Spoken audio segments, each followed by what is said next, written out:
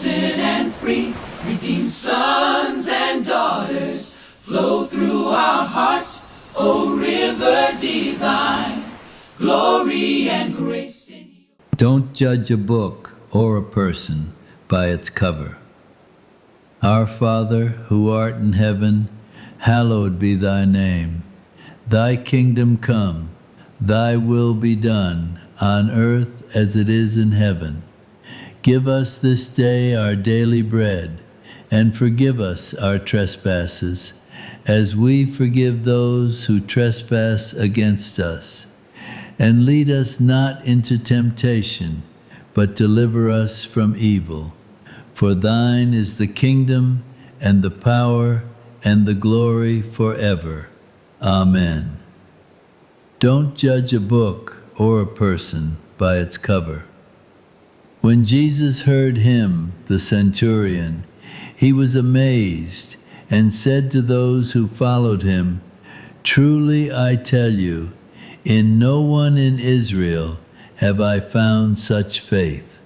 Matthew 8:10. Don't judge a book or a person by its cover. Jesus leaves his home, Nazareth, and begins his public ministry in Capernaum, located near the Sea of Galilee. It was an agricultural region consisting mainly of fishing and farming. Jesus chooses local fishermen from the region as his first disciples. Both Jewish towns and Gentile populations comprised Galilee, although Jews regarded Gentile Galileans as an inferior class and held prejudices against them. The prophets had declared the kingdom of heaven was at hand. Their consistent message anticipated a Messiah who would establish God's reign and relieve them of Roman oppression. Rather than amassing military might or political influence, Jesus goes to the people, deliberately positioning himself among the disenfranchised and hurting. In Capernaum, Jesus teaches crowds of people, heals the sick, and restores sight to the blind, expanding his messianic mission through the Galileans. As word spread of his miraculous power and his message of encouragement and hope, crowds gather to see, hear, and receive him. The story of Jesus' encounter with a Roman officer is one of the most compelling demonstrations of faith in all the Gospels. Even more ironic is the fact that this unwavering faith in Jesus comes from a Gentile, a Roman centurion. These verses contain a profound lesson in the nature of true faith, humility, and the boundless reach of Jesus' authority and grace. As Jesus enters Capernaum, a bustling town on the northern shore of the Sea of Galilee and the center of much of his ministry, he is approached by a centurion. In an era when Roman soldiers were often resented and Gentiles were considered outsiders to God's covenant, the centurion's approach is compelling for its humility and compassion. Don't judge a book or a person by its cover. As Jesus enters Capernaum, a Roman centurion, captain of a military unit of 100 soldiers, approaches and pleads with him on behalf of his servant, who is ill. Strikingly, the centurion says, "Lord, my servant lies at home paralyzed, suffering terribly." This statement reflects the centurion's concern, humility, and recognition of Jesus' authority. Jesus offers to visit the centurion's home to heal the servant. Responding with great faith, the centurion declines Jesus' offer, but requests that he simply speak the word and his servant would be healed. Jesus had not seen such great faith in Israel.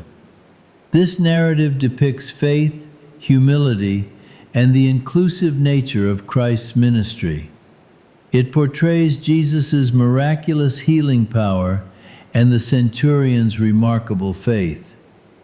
This story is one of multiple contrasts. Consider Jesus' miracle in comparison with the people surrounding the centurion's servant, and compare the centurion's faith with that of the Jewish people. These comparisons yield a greater understanding of grace as evident in miracles, and faith as embodied in a Roman military officer. Then, contrast the centurion's military authority to his spiritual humility. He challenges preconceived notions about who can approach and receive God's grace. His actions further highlight the universal scope of Jesus' ministry, which extends beyond ethnic and social divides. According to Luke's account, Luke 7:1-10, the centurion does not directly approach Jesus, but rather sends Jewish elders to intercede on his behalf. Therein, he avoids offending their leadership and respects Jewish customs. These elders praise the centurion to Jesus, acknowledging his regard for the Jewish nation. Their intercession indicates the centurion's positive relationship with the local Jewish community and its authorities. Don't judge a book or a person by its cover.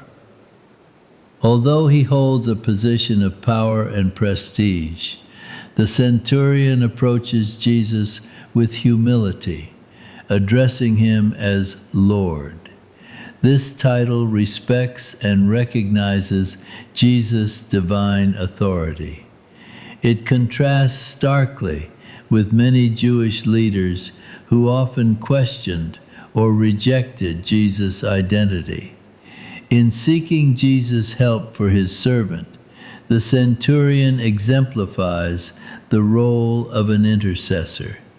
He channels his faith, humility, and compassion for his servant into spiritual advocacy. His genuine care for his servant demonstrates love and grace-driven intercession.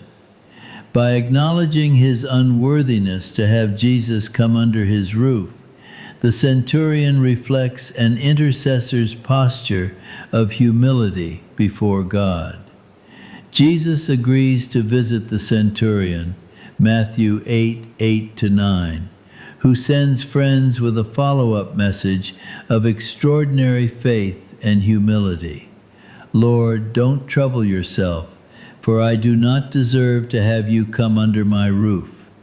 That is why I did not even consider myself worthy to come to you. But say the word, and my servant will be healed. With this humble statement, the centurion faithfully acknowledges Jesus' divine nature and healing power. The centurion acknowledges Jesus' authority to heal apart from physical distance. But just say the word. Verse 8. The centurion, a man of considerable earthly authority, perceives in Jesus a kind of authority that surpasses even his own. For I also am a man under authority. Verse 9. Don't judge a book or a person by its cover. The centurion understands that his own authority is effective only because he himself is under the authority of Rome. Accustomed to giving commands and expecting immediate obedience, the centurion recognizes a parallel in Jesus' spiritual authority. He concludes Jesus' word alone suffices to heal. He perceives that Jesus' authority comes from his unique relationship with a higher authority, God the Father. Understanding what it means to simply speak a word of power, he knows Jesus does not need to be physically present, exert his healing power. His word alone is sufficient because he speaks with the authority of God. Genuine faith is the most reliable method to access God's miraculous power and gracious blessings. The centurion's faith confirms that ethnicity, social status, or religious background are not determinative. Jesus' declaration that many will come from the east and west to take their places in the kingdom of heaven, see Matthew 8:11, reinforces the inclusive nature of salvation. This exchange reminds us of Jesus' authority over the created order. Unlike earthly rulers whose power is limited by proximity, Jesus demonstrates that his word alone accomplishes his will. The centurion's humility and faith contrast sharply with the pride and self-righteous nature of many of the religious leaders. His recognition of his own unworthiness serves as a model for approaching God with a contrite heart. By responding to the faith of a Gentile, Jesus affirms his mission extends to all people. He foreshadows the Great Commission to preach the gospel to all nations and charts the early church's outreach to the Gentiles. Don't judge a book or a person by its cover. How can we, like the centurion, stand in the gap for those who are suffering? How does the centurion embody the expression that those who lead must first be able to follow? Don't judge a book or a person by its cover.